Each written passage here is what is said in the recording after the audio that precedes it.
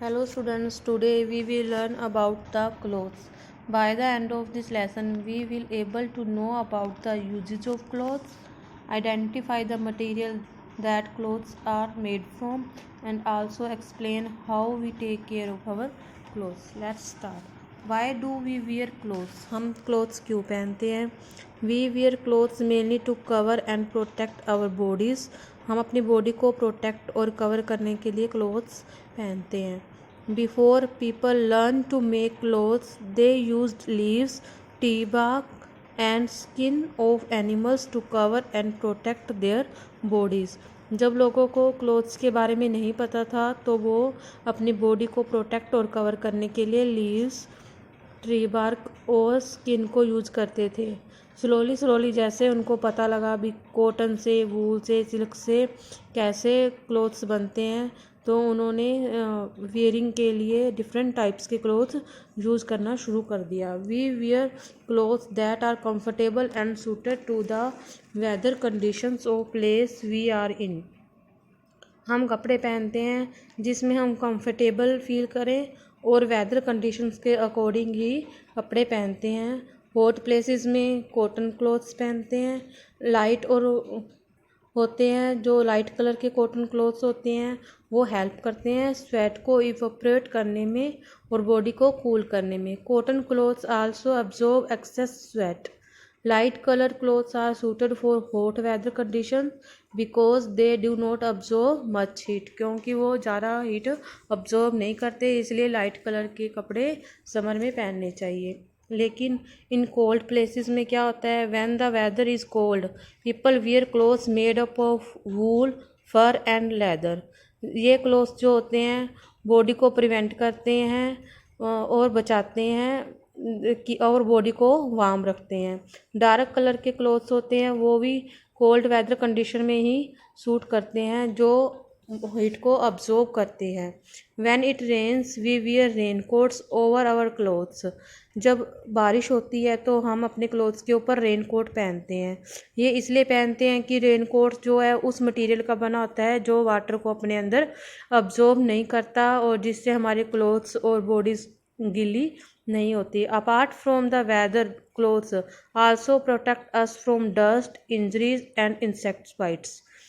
Clothes weather के अलावा हमें डस्ट, इंजरी और इंसेक्ट्स बाइट्स से बचाता है।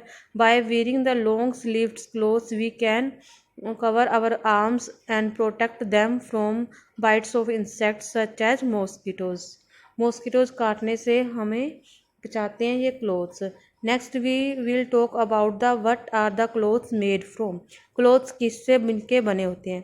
Clothes are made from fabrics. Fabrics are made from fibers and fibers can be natural and human made. Cotton is obtained from the cotton plant and fluffy cotton balls growing on a cotton plants are picked and fibers are obtained from them. जो clothes हैं वो fabric के बने होते हैं और fabric fibre से जो फैब्रिक है वो नेचुरल और ह्यूमन मेड होती है। जो कॉटन है वो कॉटन बॉल्स पे लगते हैं।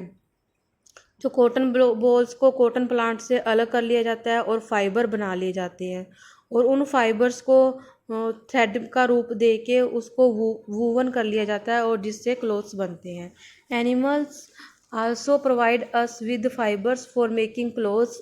एनिमल्स जो है वो भी क्लोथ्स बनाने में हमारी हेल्प करते हैं। Silk thread are made from silk worms.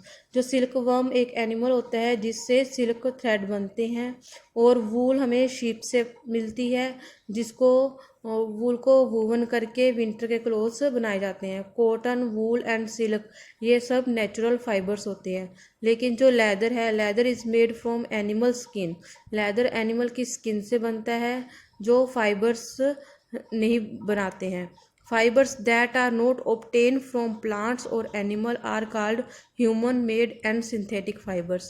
जो फाइबर्स एनिमल्स और प्लांट्स से नहीं बनते हैं जिसको मैन बनाता है उसको ह्यूमन मेड या सिंथेटिक फाइबर्स बोलते हैं। नायलॉन, पॉलिएस्टर क्लोथ्स ये इसके एग्जाम्पल्स हैं। ये जो क्लोथ्स होते हैं सिंथेटिक फाइबर ये ज़्यादा स्ट्रॉन्ग होते हैं और ज़्यादा समय तक चलते हैं। They do not absorb much water and do not form wrinkles. इसमें क्या है, वाटर ज़्यादा अब्जॉर्ब नहीं होता है और इसमें रिंकल्स भी नहीं पड़ते हैं। However most clothes made from synthetic fibres do not absorb sweat and may be uncomfortable to wear in summer. ये समर में अनकम्फर्टेबल होते हैं क्योंकि ये क्लोथ्स क्या है, अब्जॉर्ब नहीं कर पाते स्वेट को, पसीने को। Some of them can catch fire easily. इसमें से कुछ जो फाइबर्स होते हैं वो ईजिली से फायर कैच करते हैं।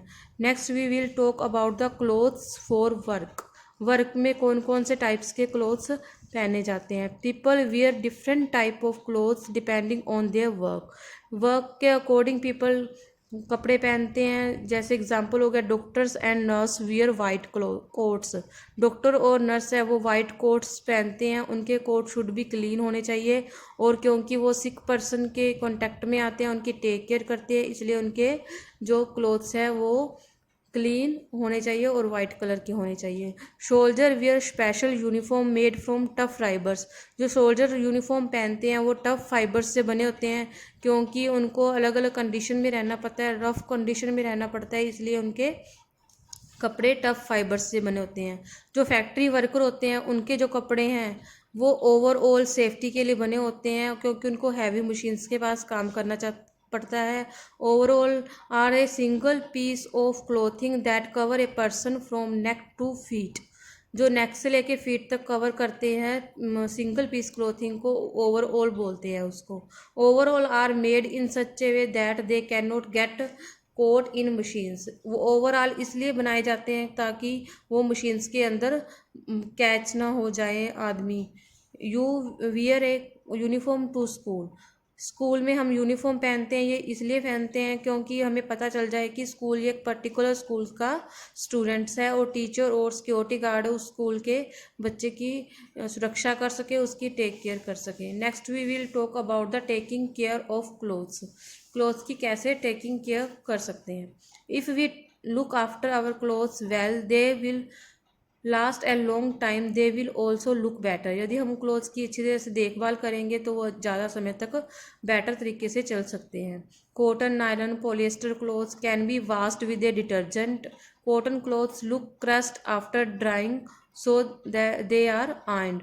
कॉटन नायलॉन जो कपड़े हैं उनको डिटर्जेंट से वॉश करने चाहिए और कॉटन के कपड़े के ऊपर क्रस्ट पड़ जाते हैं इसलिए उसको आयरन यानी कि प्रेस करनी चाहिए।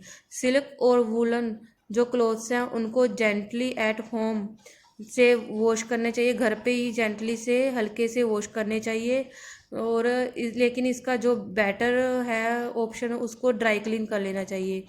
We may not wear silk और woollen clothes frequently so we put them away.